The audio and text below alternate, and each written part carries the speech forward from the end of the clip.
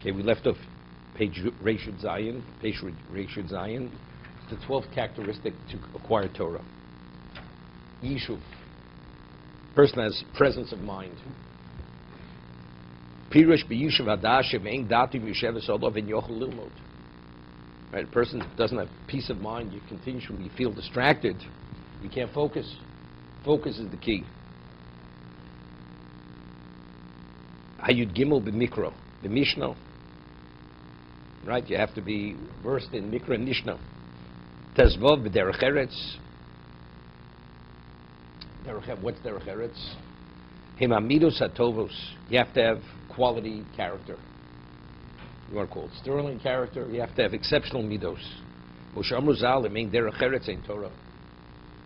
How do you understand that? Why it means derech eretz ain't Torah? I was giving an example. You go to a person and you say to the person, somebody needs help. Needs? We have two responses to that.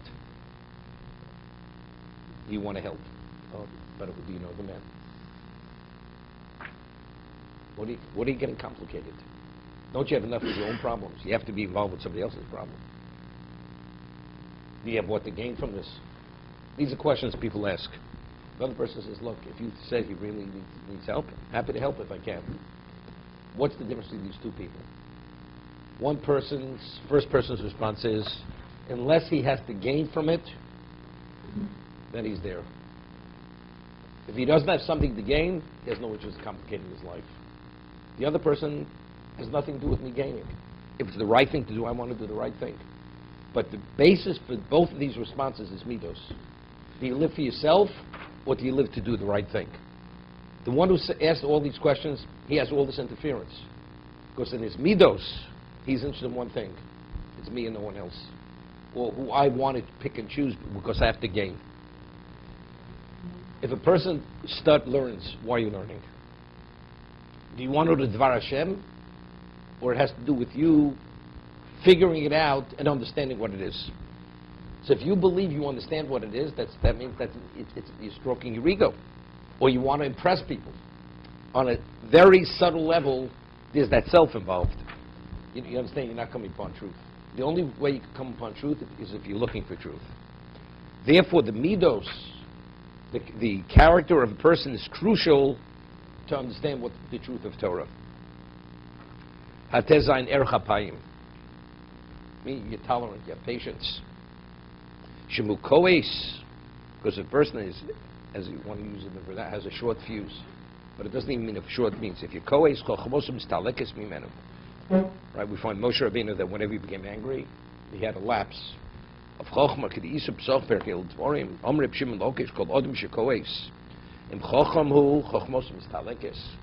Person becomes angry. If he's a wise person, his wisdom is removed. You have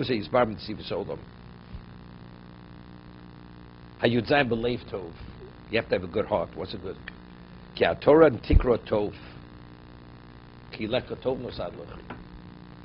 you have to have a commonality. You can only engage in tov if you're tov. If you're a good person. Tikore or tikra tov, lo sibsa torak mishu tov, hainu mishesh leif tov. You know the Mishnah Kitab says Real Chumzach had 5 Talmidim, and which characteristic is the best characteristic, right? So he's leif tov. Leif tov, that includes everything. You have a leif tov, you have ayin tov, you have an ayin tova, you have everything else. But he says the leif. Kasha yeshul leif tov was makabel Torah shitov. Then you have the capacity. You could be the receptacle for Torah. Ki ein tamor haTorah shitov bishe yeshul leif ra. The person has, so comes that person, let's say, who has envy. Envy is leif ra, right? A person has an ayin ra. He's not happy when other people have it good. This person has no relevance to Torah.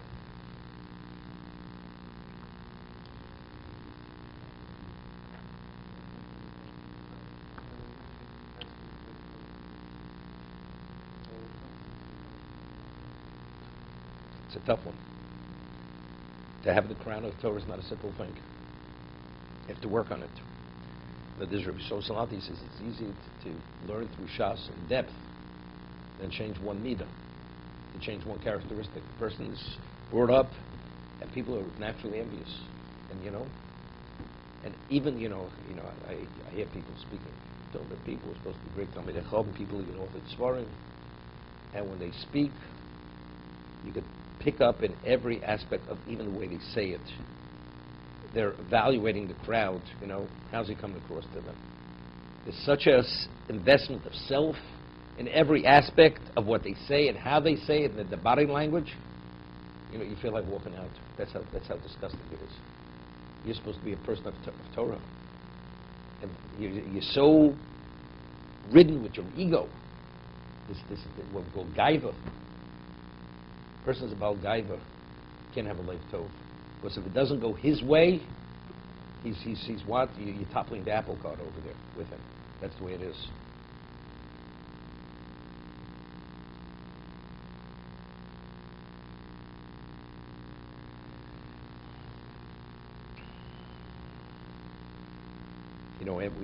Many of us had the schus to know Reb Michal Yudah Lepowitz. We were there a few times.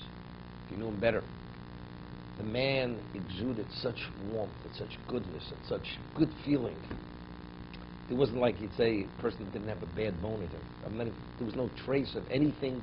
It's only there was love, which is any other Jew. What he could do, how he could help, whatever it was. That's lev tov.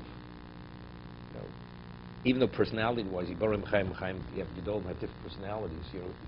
Doesn't mean say you can let somebody step on you or abuse you, but factually, what do you want? You only want the right thing for people, and you have patience to a degree. Like I told you a story recently about Rav Kalatsky a few weeks ago with the bracha. Finally, the person says, after he bothered him for an hour, he says, "Could you give me a bracha?" So he says, "Baruch Sheptrani." Thank God, good riddance, that you're going already. Okay, to be continued.